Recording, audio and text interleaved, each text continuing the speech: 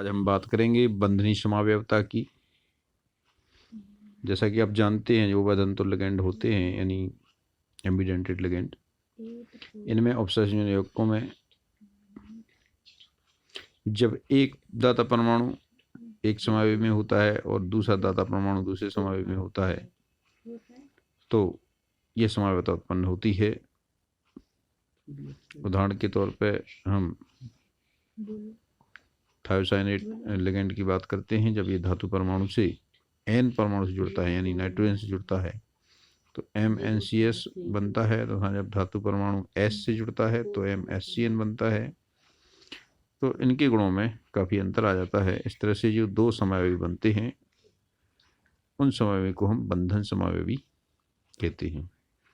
यानी इसमें धातु परमाणु से जुड़े हुए लिगेंड के दाता परमाणु में अंतर आ जाता है और दाता परमाणु बदलने से जो समावयवता उत्पन्न होती है उसे हम बंधनी समावयवता कहते हैं। दूसरा एम्बिडेंटेड लिगेंड NO2 लेते हैं यदि ये भी N से जुड़ता है या फिर ये O से जुड़ सकता है। इस तरह से इसमें भी बंधनी समावयवता मिलती है, या साइनाइड और आइसोसाइनाइड इसमें भी बंधनी समावयवता उत्पन्न होती है। इसके और एग्जाम्पल हैं, यहाँ देखें आप। पेंटामीन, नाइट्रो, कोबाल्ट। थर्ड क्लोराइड में देखें आप NO2 समूह दो प्रकार से जुड़ सकता है। जब ये N से जुड़ता है या फिर ONO से जुड़ता है। तो जब N से जुड़ता है तो ये लाल रंग का संकुल बनता है और यदि O से जुड़े तो पीले रंग का संकुल बनता है। अर्थात penta amine nitrito N cobalt third chloride का रंग लाल होता है और pentammine nitrito O cobalt third chloride, इस कोष्टक इधर लगाइए, इसका रंग पीला होता है। ये दोनों समावयवी हैं। इसी तरह से ये साइनाइड और थायोसाइनाइड से भी बनते हैं जी। इस तरह से जो समावयवता है वो आपकी बंधनी समावयवता या कोऑर्डिनेशन लिंकेज समावयवता कहलाती है। अगली जो समावयवता है वो है उपसंयोजन समावयवता यानी कोऑर्डिनेशन आइसोमेरिज्म। जब संकुल में उपस्थित भिन्न धातुओं की धनायनिक और ऋणायनिक उपसंयोजन सत्ता में लिगेंड का अंतर परिवर्तन हो जाता है तो इस प्रकार उत्पन्न समावयवता उपसंयोजन समावयवता कहलाती है। इसको हम इस उदाहरण से समझ सकते हैं।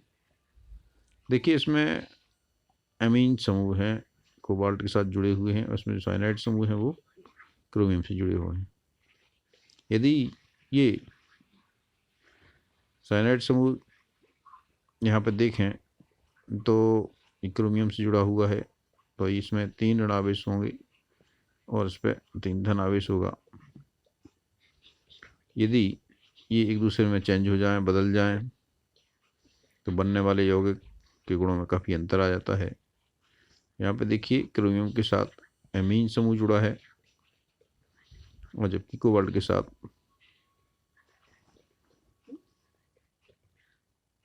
साइनाइड समूह जोड़ दीजिए।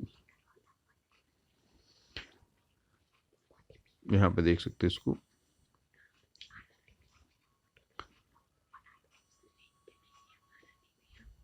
यदि हम इनको बदल दें एक दूसरे में तो ये आपकी उपसंयोजन समावयवता उत्पन्न होती है। यहाँ पे ऐसे यहाँ आप देख सकते हैं कि कोबाल्ट के साथ NH3 जुड़ा हुआ है, क्रोमियम के साथ CN6 जुड़ा हुआ है।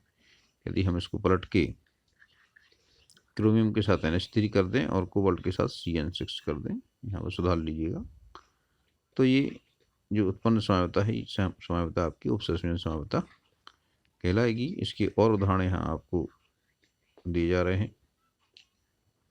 यहाँ पैथिलीन डाइमीन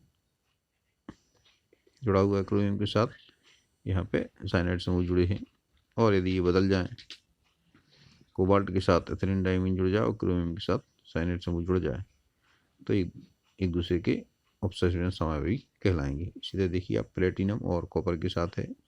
इनको यदि ध्यान से देखें तो इनमें दोनों धातु परमाणुओं की जो कोऑर्डिनेशन नंबर है, उपसंयोजन संख्या है, समान होती है। जैसे इनमें 6, इन सब में इनमें 4 है, इनमें भी 6 है। तो ये उन धातु परमाणुओं के बीच लिगेंड के अंतःपरिवर्तन से बनती है, इनकी उपसंयोजन संख्या समान होती है। अब बात करें एक दूसरे प्रकार की आयनन समवायवता की। जैसा कि आप जानते हैं कि उपसंयोजक यौगिकों में दो प्रकार की संयुक्ताएं पाई जाती हैं, एक प्राथमिक संयुक्ता और दूसरी द्वितीयक संयुक्ता। बर्नर के उपसंयोजक सिद्धांत के अनुसार जो प्राथमिक संयुक्ता को संतुष्ट करने वाले आयन हैं वो काउंटर आयन कहते हैं। तो ये जो काउंटर आयन है ये विलयन में आयन के रूप में पृथक हो जाते हैं, जबकि जो लिगेंड के रूप में जुड़े होते हैं, जो द्वितीयक संयोजकता को संतुष्ट करते हैं, वो आयनित नहीं होते हैं। यदि किसी संकुल में लिगेंड और काउंटर आयन, प्रति आयन, इनमें अंतःपरिवर्तन हो जाए, ये एक दूसरे में बदल जाए, तो विलयन में प्राप्त होने वाले आयन भी बदल जाते हैं। तो इस तरह जो समवायवता उत्पन्न होती है उसको हम आयनन समवायवता कहते हैं। उदाहरण के लिए हम यहाँ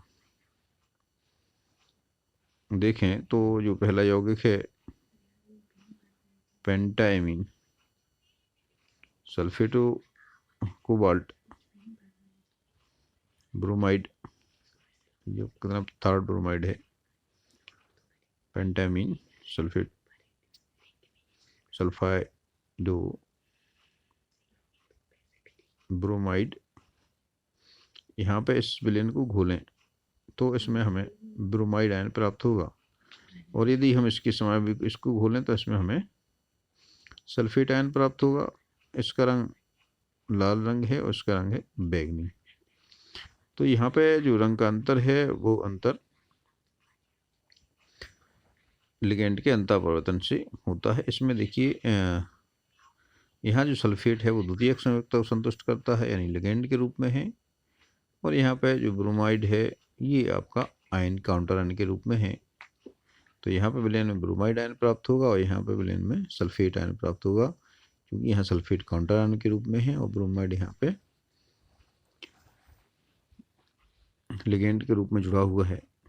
इस तरह से जो समवायवता उत्पन्न होती है उसे हम आयनन समवायवता कहते हैं। दूसरा उदाहरण आप उसको भी देख सकते हैं। यहाँ पे जो क्लोराइड आयन काउंटर आयन के रूप में है, यहाँ पे नाइट्रो समूह काउंटर आयन के रूप में है, यहाँ पे ब्रोमाइड काउंटर आयन के रूप में है, क्लोराइड काउंटर आयन के रूप में है। इस तरह से लिगेंड और काउंटर आयन के बीच में जो अंतःपरिवर्तन होता है वो इस आयनन समवायवता के लिए उत्तरदायी होता है। समवायवता का एक अगला प्रकार है आपका विलायकोजन समवायवता। इसको हम हाइड्रेट समवायवता भी कहते हैं। जैसा कि शब्द हाइड्रेट का अर्थ होता है जल से, तो जब कोई जलकाणु विलायक के रूप में या जालक में क्रिस्टलन जल के रूप में उपस्थित रहता है और दूसरे समावयवी में यह लिगेंड के रूप में उपस्थित रहता है, सीधे सीधे उस धातु परमाणु से बंधा रहता है, तब इन संकुलों के गुण अलग अलग हो जाते हैं। ऐसे में जो समवायवता उत्पन्न होती है उसे जलयोजन या विलायकोजन या हाइड्रेट समवायवता कहते हैं। जैसे कि यहाँ पे आप देख सकते हैं कि इस संकुल में आपका H2O क्रिस्टलन जल के रूप में एक H2O है, इसका रंग भूरा हरा है। यहाँ पर देखें इस दूसरे में क्रिस्टलन जल नहीं है, पूरे 6 के 6 एक्वा समूह यानी H2O समूह उपसंयोजकता से जुड़े हुए हैं, लिगेंड के रूप में है, इसका रंग बैगनी है। अब यहाँ पर जो एक जल का अंतर है, इस दूसरे समावयवी में देखें तो 6 के 6 H2O उपसंयोजकता से जुड़े हैं, इसमें एक H2O क्रिस्टलन जल के रूप में हो, 5 आपके लिगेंड के रूप में है। इसी तरह से और भी एग्जाम्पल हैं। यदि 2 H2O क्रिस्टल जल के रूप में है तो उसका रंग हरा रंग हो जाता है। तो इस तरह से H2O के जालक में या लिगेंड के रूप में उपस्थित रहने से जो परिवर्तन होता है, जो समानता उत्पन्न होती है, उसे हम हाइड्रेट समावेवी कहते हैं। और उदाहरण भी इसमें है। यहाँ देखिए, इसमें 2 H2 लिगेंड के रूप में है, यहाँ पे 1 H2 जलोजन यानी क्रिस्टल जल के रूप में, ब्लैक के रूप में है। इसमें भी एक ब्लैक के रूप में है, इसमें यहाँ पे लिगेंड के रूप में है। तो इस तरह से जो समानता उत्पन्न हो रही है, ये आपकी हाइड्रेट समानता कहलाती है।